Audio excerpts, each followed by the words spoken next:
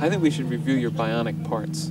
For the people who have not seen the bionic woman. Well, we ought to take an we ought to take a bionic inventory and find out. Now, when you play the character, the bionic woman, what is the real woman and what is the bionic part of you?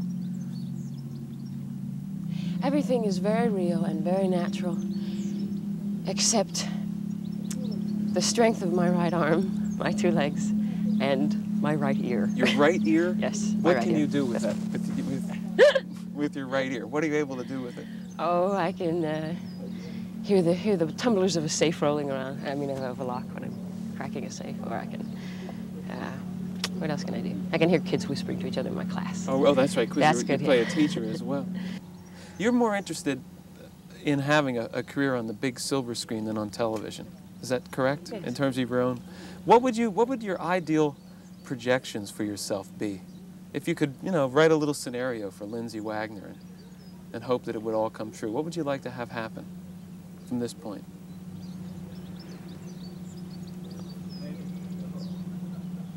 I would like to be able to do films that had some substance that I felt was worthwhile to experience for the public and myself, because being an actress, when you're doing what you do, especially if you get into what you're doing, you experience it as well, which is something. The Bionic Woman is really the first time that I've done anything where it wasn't very heavy drama for me. The first episodes of The Bionic Woman, even so, they were, again, very dramatic. I've never been given an opportunity, say, to do comedy, which I'm really enjoying in my show. And you work comedy into plenty of comedy into yes, Bionic Woman. Yes, I've been able to work it into the show.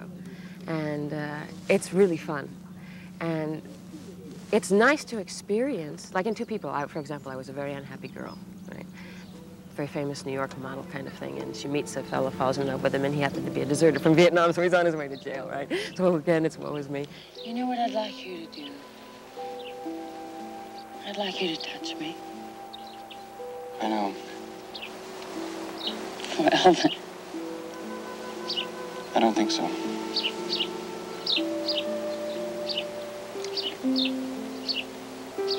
No one could ever accuse you of beating around the bush. I don't want to kill time with you, Deirdre. Oh, I'd never know. I would. You're very ethical. Maybe you're just a tease. Don't baby. You were awfully winning on the train, Mr. Bonner. You're hard to ignore. You spend 4 months enacting someone who's unhappy. And you spend 4 months being unhappy every day. You go in and make yourself feel unhappy. And same thing with The Paper Chase, which was the second film that I did. Again, she was kind of a girl in turmoil at that point. Susan, look, he tested me. I failed. I worked so hard on that paper. Well, he may flunk me. They finally got you, didn't they, Hart? They sucked all that Midwestern charm right out of you. Look, he's got you scared to death. Oh, you're gonna pass, because you're the kind the law school wants. You'll get your little diploma, your piece of paper that's no different than this, and you can stick it in your silver box with all the other paper in your life. Your birth certificate, your driver's license, your marriage license, your stock certificates, and your will. Excuse me.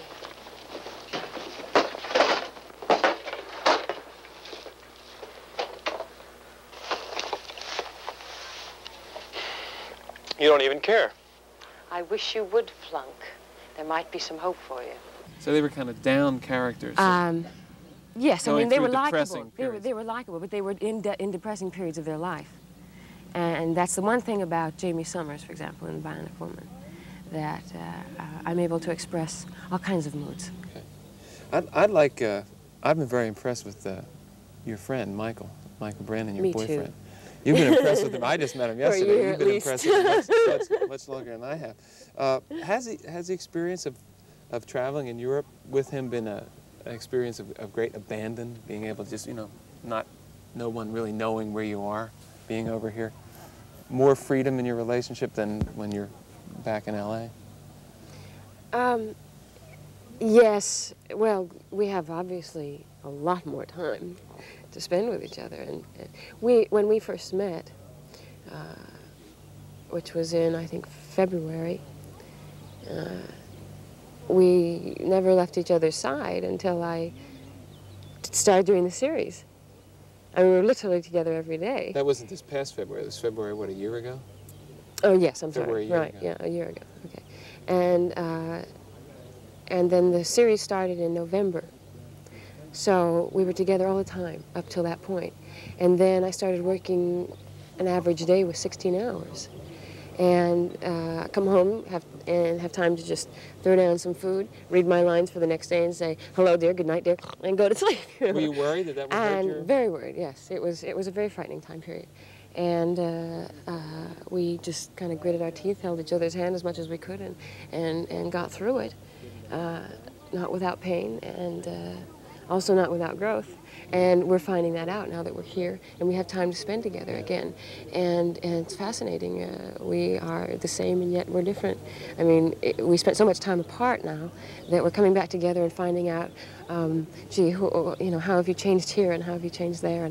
And so it's a whole new thing. It's very difficult to say right now, because right now we are in the time period of seeing who each other is or am. I'm supposed to be a school teacher in my show, right? Why don't we call Michael in? Why don't we do that? I would like to have him join us.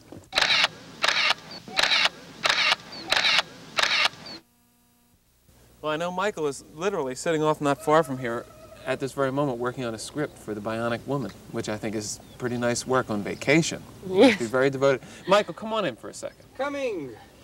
Ah, the garçon. Ah, bonjour, mon amour. Bonjour. Michael. Monsieur. You kiss him, I'll smack you. I'll smack him. Oh, yeah. Don't worry about that. Have on microphone. Merci. Voilà. Are you having a good time on your trip? It's hard. How can you miss, right? Tell us about when you met. I read that you saw Lindsay and that was just like love at first sight. Is that true? You want me to tell you more? That's it. When I saw her, I fell in love. Embarrassed me and then made me fall in love with him. How long then did it take for you to fall in love? Well, he picked me up for our first date, and I went home to change clothes a month later. You kind of moved right in. Ranch. He had a ranch way past Malibu up in the hills, and that was it. You know. I was renting this big spread up in northern Malibu, and put her in my Jeep. And the first one, I went to pick her up. So this is the first date, right?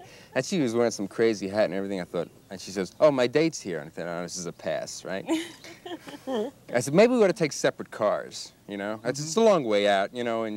And then we started talking, and all of a sudden we realized we're in just my Jeep, and we're driving, and it's an hour, and I'm running up this road, and the Jeep ran out of gas. And I said, A likely excuse. And then I said, it's a pass, right? So I didn't know where I was. the one neighbor I had up in this mountain area here comes along, just happens to be driving by in the and middle of the night. gives us a lift, so I don't have a car seat to take her home. She just dropped us off at the ranch. And that was it. We were there a month. How long great. have you been living together?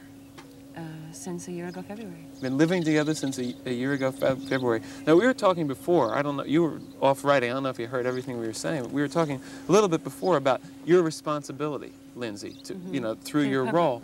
What about the public's knowing that you're, living together and you're not married, and you have recent magazine cover story, Why the Bionic Woman Won't Marry Her Lover. How do you feel about that responsibility to people? Well, I think that my first responsibility is to myself, not to them, and secondly to them. So what? That's your answer. I mean, really, I mean, Sure. it's what matters is to us, and we don't, I mean, because of contract, it doesn't make you love each other anymore. In fact, I think we're doing a lot better than most people we know that are married. I'd like to know a little bit about how you deal with some of the problems that face everybody in a loving relationship, like fidelity. How have you balanced that, the concept of loving each other and We visit each other a lot. possibility of loving other people? Never let her out of my sight. That's a solution to that, right? Stay with her at all times. I'm Enormous phone bills. Well, and when she was away in Canada, doing a film, and I was back at the ranch, and I was writing this feature that I've been working on most of the last year. And we talked, and when it got to be we were really needing, I jumped on a plane the next day, I flew over there, and I lived in her trailer. While she was out working, I was writing 10 hours a day in basements, on locations, anywhere I could sit with crew running around. I mean, and I got a lot of work done. And it helps, I mean, just to be around, just to be close. As far as fidelity and stuff like that, I mean, I was just about giving up on finding the right woman, you know. When I arrived on this planet, I thought that there was one, you know, that, you know, was not only beautiful or not only intelligent, you know, or, you know. Finding her, I mean, she satisfies my needs, you know, also my wants. I mean, she's beautiful, she's intelligent, you know, and we grow together constantly. Plus, you can crush a man to death with those bionic legs. Ah, you know. How about you, Lindsay? How about how Michael satisfies you? I feel very much the same way. And his ability to adapt to our situations. The men that have been in my life, and I have loved very strong. You know, I've been very fortunate to have wonderful men in my life. But I found the hardest thing to find in a man is that ability to bend and sway with the way my life pattern goes, because it's not the normal female thing. I mean, the intensity of my life. I'm into my career, and it takes me places, you know, for months at a time or weeks at a time or whatever. So you know, the question of fidelity is, you know, it's a painful one. It's difficult. It's painful, but unless you keep an open mind about it and are aware of your situation, just simply the fear of infidelity alone can destroy you. I mean, you don't even know. Your imagination could drive you. Yeah, I mean, you may not even yourself, find the need to have someone else sexually when you're gone for 2 months. You don't know that. But when you're sitting there thinking, I can't because, or he's sitting here thinking, oh my God, is she? You know, that in itself causes the conflict, and breaks it up easier than just saying, I love you. Good luck, you know, and I pray to God that whatever happens when you're gone will not destroy or break down, but will build and make you more of something for us to have together when we can be together again, you know. Were you, Michael, go ahead. I was just gonna say, if you ask yourself, what's more important, you know, and you say, is it worth it? You know, I mean, what I've got is so good. Do I want to jeopardize that? You know, sometimes when a situation arises, the answer is easy. Yeah. No. Were you worried, Lindsay, when you hit so big recently? You know, a lot of money, success, again, becoming a star. Were you worried about Michael in terms of his male ego, having to compete with that? Sure. More privately than expressed, I must admit. Yeah. But again, it's a matter of waiting to see the substance here within him, and that's one of the things that's made me fall in love with him time and time again, is his ability to not allow the so-called egotistical parts of himself to put a barrier between the growth of our relationship. Were you worried, Michael, about how you would deal with her success? I mean, you're holding hands with a potential millionairess as a result of the Bionic woman. Well, it's her success is something I'm proud of, not jealous of. Good. I mean, it's I've had choices of my own to do series to make millions of dollars and all those things, but I was never turned on enough by the creative aspect of it. And now I'm creating my own aspects to involve myself in. And it stimulates me. You know, you can take from that energy and grow from that energy rather than let it drain you. And, you know, she deserves what she gets, and I'm proud of what she's got. And that, you know, that's great. Lindsay, what are the vibes like around this place? Such a fabulous hotel. Really magnificent. What's it like staying here? It's very tranquil. Tranquil. Almost to the point of stuffy. Stuffy? At Slightly times, yeah. stuffy? It's an interesting combination of things. Obviously, it's very beautiful. Oh, and so it really makes you feel good in some ways. And yet we've been here for quite a few days now, and we found that when we go into town, we come back feeling a lot more alive than we do when we stay here for a long period of time. For example, this terrace right here, we come down here for breakfast, and it can be absolutely full. But very quiet. Nobody says a word, and it's frightening. We find ourselves whispering to each other and talking like that.